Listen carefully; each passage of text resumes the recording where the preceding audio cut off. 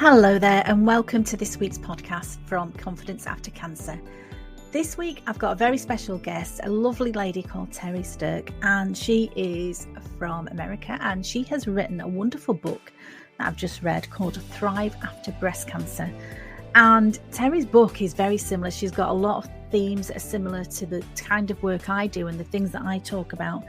Her book is called a three-part guide to recovery and wellness, with actionable strategies, practical coping techniques, and renewed strength and confidence and hope. And that's what shines through Terri's approach to her work. She's actually had breast cancer. She's had cancer, twice. And she's learned a lot about treatment. She's learned a lot about recovery, but not only the medical side of recovery. Terri talks a lot about, mind, body, and soul connection. And I really believe in that as well. When we go through cancer treatment, quite often our doctors, they want to save our lives, and that's great. But they are very much focused on getting the cancer out of our bodies. And once they've done that, their job is done. But what does that leave us with? And Terri was like me. She went through a journey of having cancer, having treatment, coming out the other side, and then thinking, what next? I don't want to go back to the ways that I was before. I don't want to go back to maybe living in a way that made me sick. And she started to investigate and work with how to find your own strength, how to find your own confidence, how to get rid of anxiety, how to stop living in fear. These are all common things to cancer survivors and things that some of us struggle with for so long on our own. But I'm here to tell you, you're not on your own. There are people like me I'm a cancer coach, and so is Terri. And I really want to share her book. It's a wonderful book. I wish I'd have written it myself. It's got so much positive stuff in it. And she talks as well about the importance of finding your tribe. She talks about the importance of your image, your own self-image, and your beliefs. These are things I've talked about before. Mind, body, and spirit. Talking about living a heartfelt life. And that is something, that I really just admire about Terri. She's spreading, her word, what she's learned with so many people. She's got a Facebook group, she's got a YouTube channel, and now she's written this wonderful book. So we're going to meet Terri in a minute, and we're going to meet this lovely soul who's written this book. And I hope you enjoy the interview as much as I did. It was really special. And now we're going to meet Terri. So it's an absolute pleasure to speak to you today, Terri. How are you? I'm doing well. Thank you so much, Gabby. I'm pleased to be here. I'm so pleased to speak to you. I feel like I know you already because I've been watching you online on social media, and I've been following the progress of you launching your book as well. Really, really interesting, and a lot of similarities with the work that I do as well. Unfortunately, there's a lot of people out there that need our help. And I'd really like to just start by asking you, how did you get into the work that you're doing now? Is this something that you've always done? Yeah, I am a two-time breast cancer survivor. I had triple negative breast cancer, initially diagnosed when I was 40, and then the second time when I was 50. I'm now thriving. I figured out that wallowing in my own misery was not a way to survive cancer. Okay, And I hear so, yeah, so I got involved with support groups in my town. I helped facilitate 2 support groups, and I did that for 7 years. So it became my passion early on in my cancer journey to help other women. So now I use my story to serve women online. I started doing that when our pandemic came, and I just saw the need because so many women were alone in their journey. Yeah.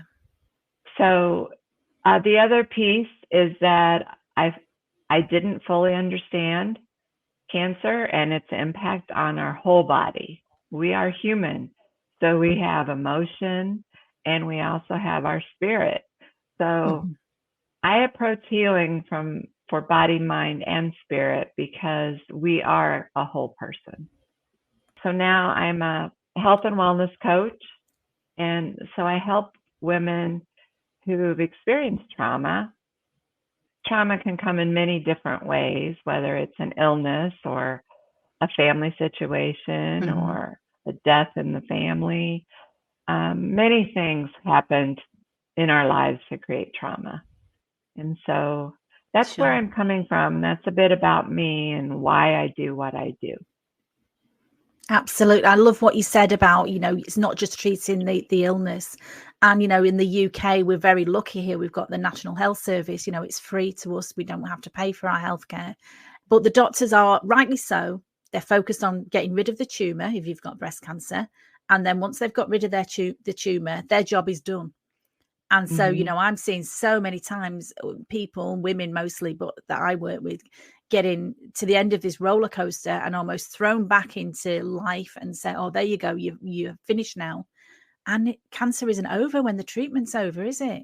You will see that so much. Yes. Yeah, I saw that myself too.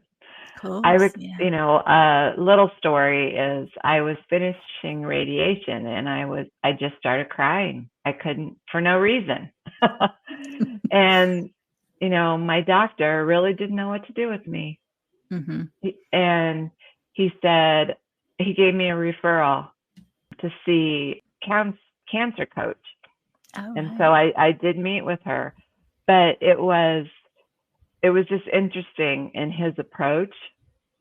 When I started exhibiting that emotion, he really didn't know what to do with me. No. Yeah, that's true. Yeah, I know. Yeah, we call that bedside manner.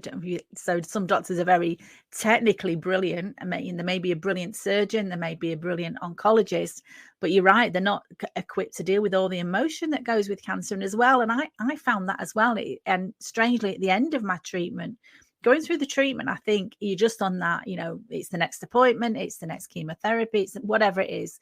And you keep focused on that. And then when you're almost at the end of the treatment, it's like, well, I should feel amazing now, but I don't. And that's for me what hit hard. It was like, oh my goodness, what's wrong with me? These people have put me back together. I should be like you see in the adverts or you see in the films where somebody says, yeah, you're cancer free and everybody's happy and dancing. It was not like that for me. And I hear women, when they get to the end of their treatment, they say, I'm just going to put it back behind me and move on. Like, well, it's not that easy. At least it wasn't for me. No, not me neither. And I think for some people it is maybe, and great for them. There's never any judgment from me, but so many people, and I felt something wrong with me. I should feel amazing. I should feel triumphant. I should feel victorious. I've beaten this horrible cancer that I had, but I didn't actually. I was anxious. I was depressed. I couldn't stop crying. I was so tearful. And, my husband and my friends were like, what's wrong with you now? It's like, you're okay. You're cancer free. And I was like, no, I'm not okay. I'm really not okay. But it's not what you said before, your mind, body and spirit. They were devastated, on all levels. I was devastated.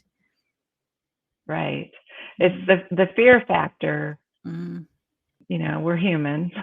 Yeah, but fear is something I hear a lot in talking to women who've been through breast cancer. The fear of reoccurrence, the fear of the treatment not working, the fear of so many things. But what I have found is that hope, when we have hope and when we set our sights on hope, with gratitude and kindness and helping others, that's where we can find solutions to heal ourselves.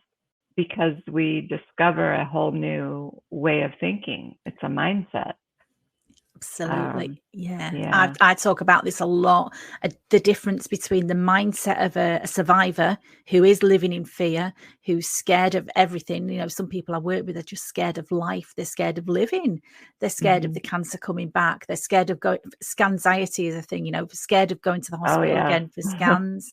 But really, I worked hard on myself first before I could work with anybody else to turn from a survivor who was scared of life to being a thriver and just enjoying today, because unfortunately that's all we know for sure is we've got today. None of us know how long we're going to be here. It's a very, very different mindset. It really is. And I personally didn't want to live in fear. I thought, I've been through this horrible journey, and you've been through it twice. and I didn't want to come out the other end just living in fear, because for me, that's not living. No, that's not living. And, cancer can come back. I can't stop that, but I also can't live my life worrying about it. Exactly. Yeah. So I just have to live for today. And that's what that's what I try to tell women.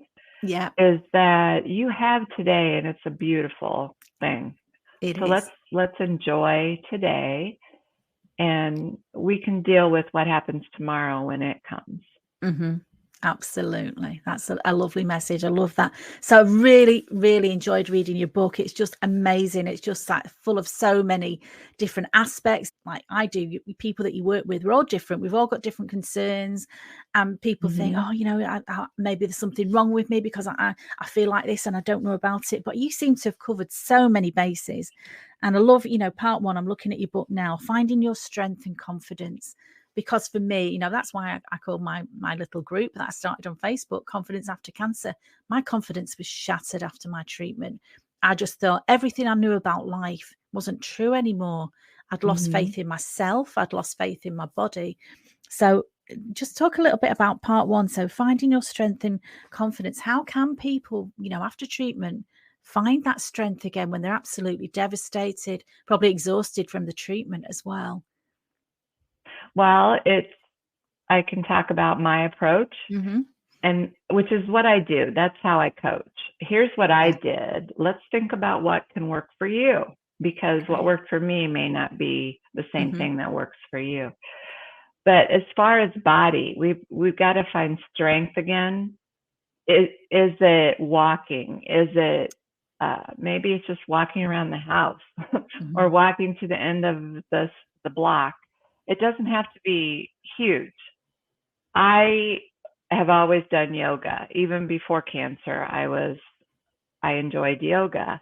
And so that was my way of healing. You slow it way down. You spend lots of time on the floor, stretching and moving rather than up on your feet in the beginning. So my point is, there are lots of things we can do even when we feel physically weak. Chair yoga is another thing, where you're sitting comfortably, but you just start moving a little bit. And then the nutrition factor, that is different for all of us too, because we all have different ways of eating. So we have to find a healthy way, that works for us as individuals. And we have families, so there's all of that too. And we have to feed ourselves and feed them.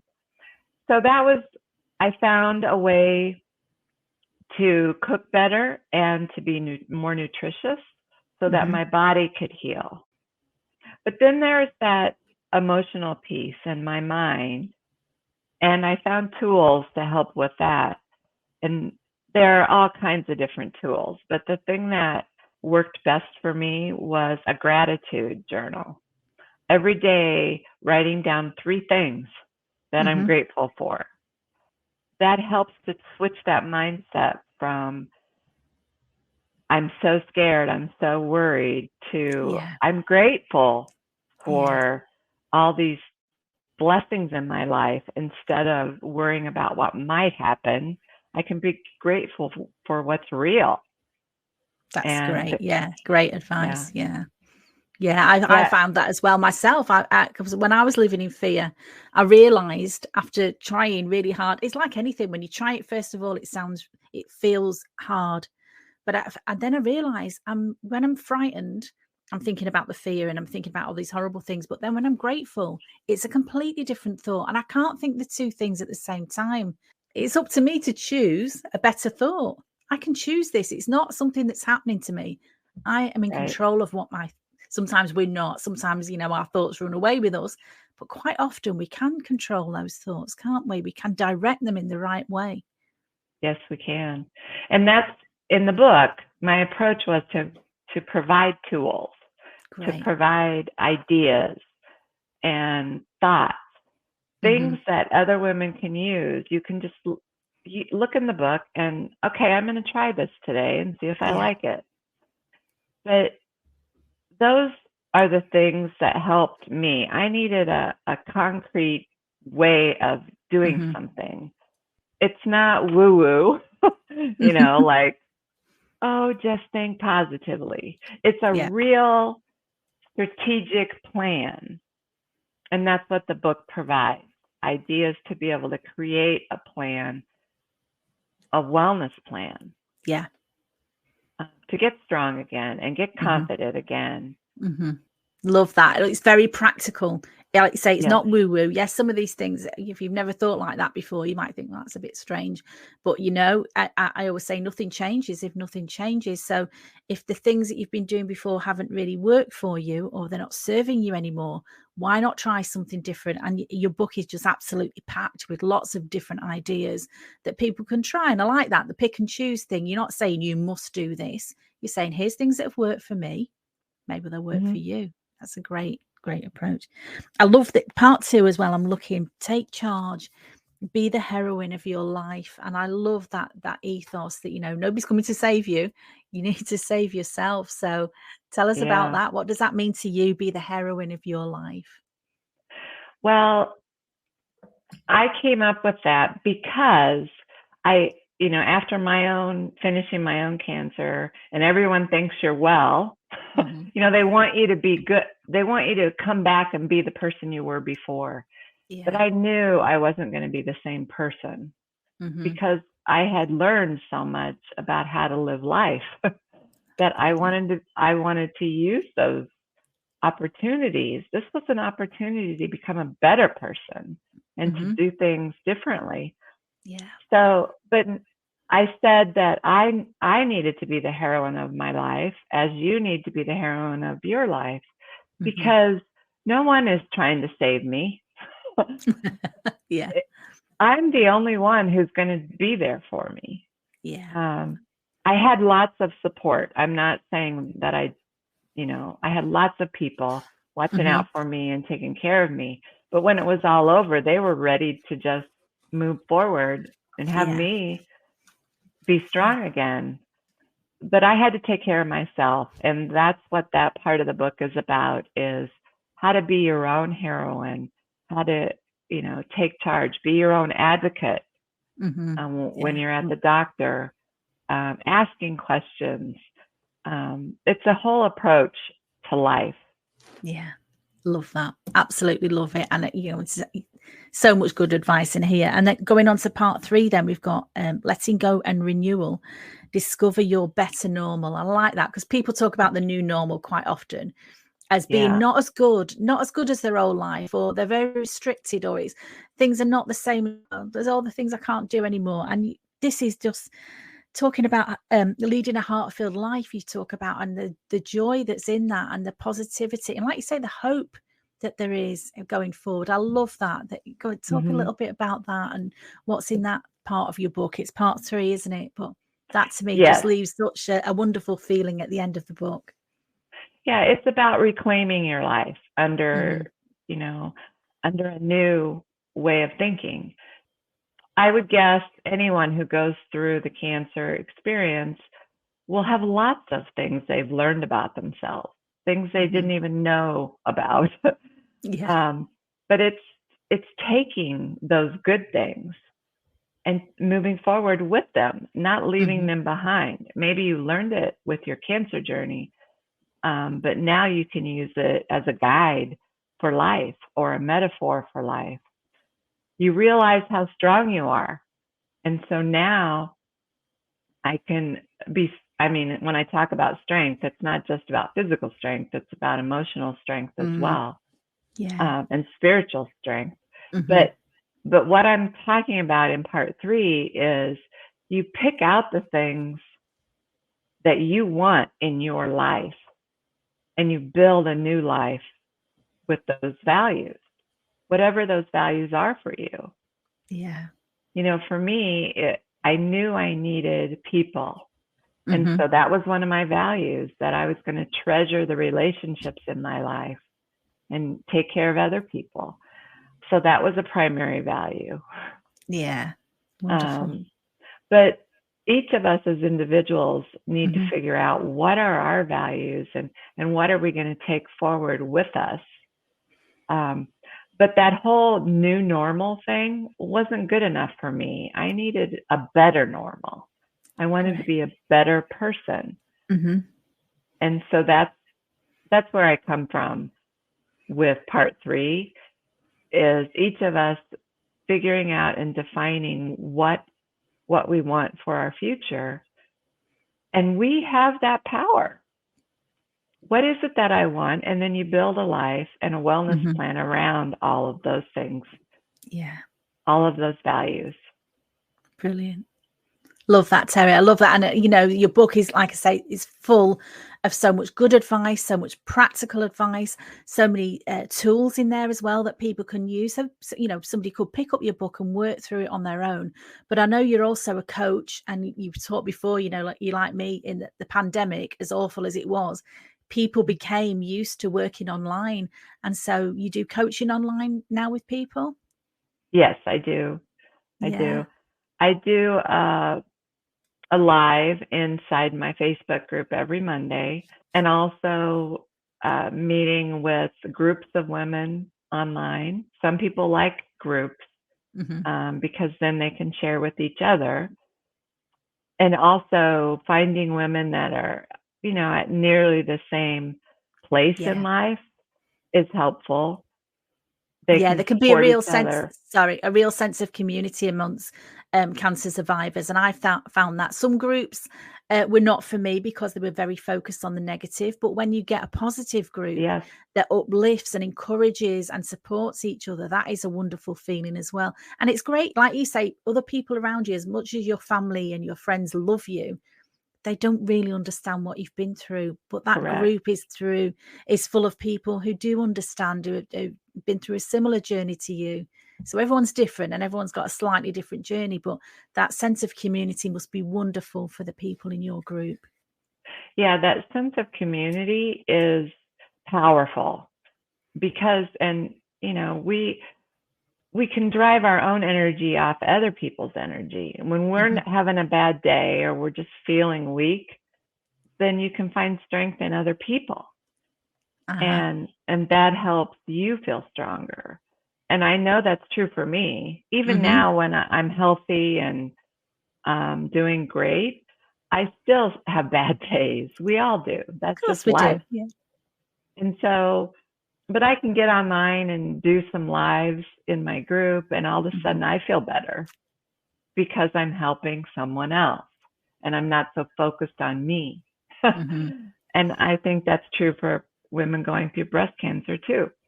Yeah. They're so focused on survival and getting through the day. But if they just turn their eyes a little bit to someone else, all of a sudden they understand themselves better. Yeah. So that was my approach, and I feel like it empowered me to help myself while I help other people. And you know, when I wrote that book, I was healing right along with it. Wow, that's wonderful. That is wonderful. Yeah. There's days I just had to put it away. I'm like, I can't do this today. Because recalling all those memories can be hard. Yeah, I'm sure.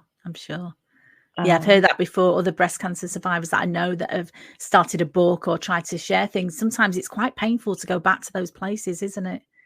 Yes, it is. It is difficult.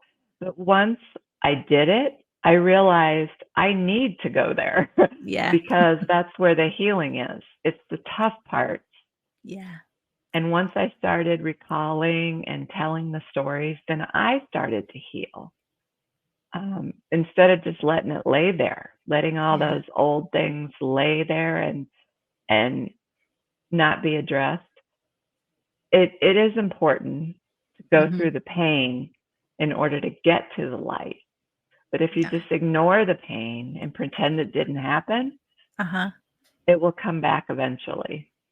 Unhealed pain, at least that was true with me. Unhealed pain always comes back.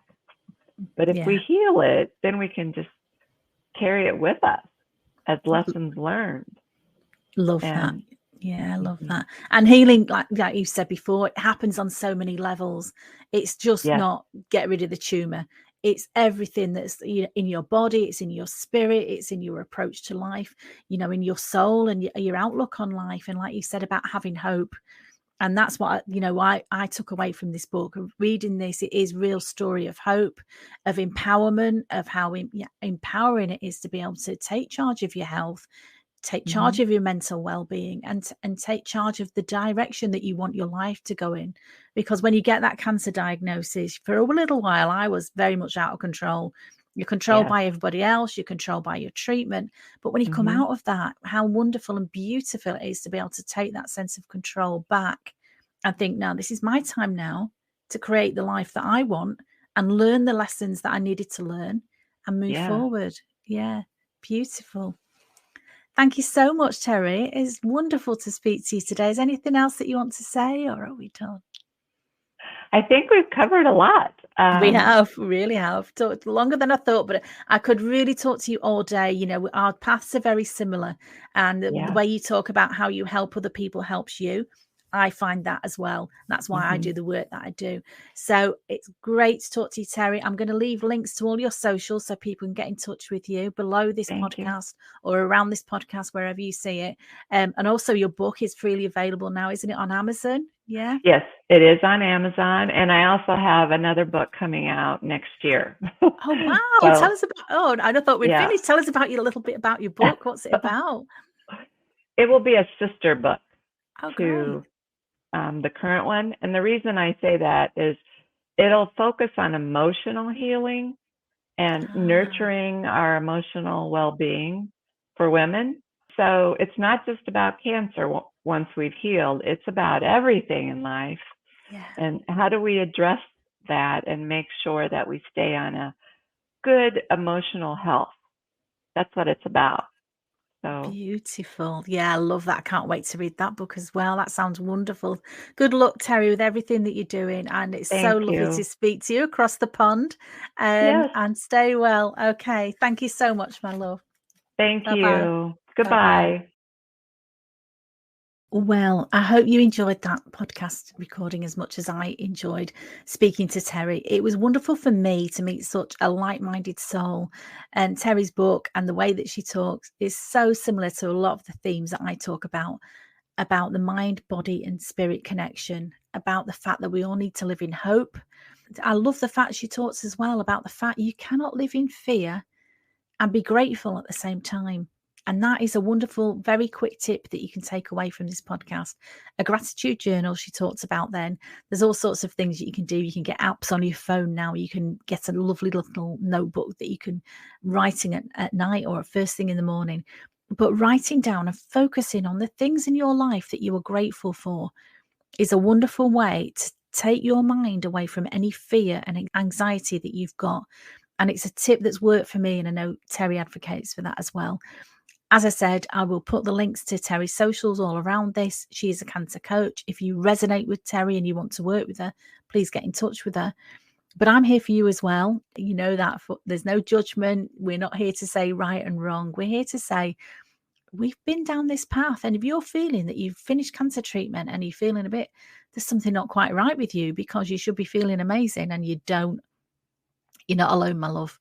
You can read Terri's book. You can watch videos, you can listen to podcasts, or if you want some better support than that, if you want some closer support, you want somebody who's going to hold your hand, we're here for you. Just reach out and ask for help. If you're ready to change, get in touch. I'd love to hear from you. I'm sure Terri would as well. Thank you for listening. Take care, my lovely. Stay safe, stay sane. Bye-bye.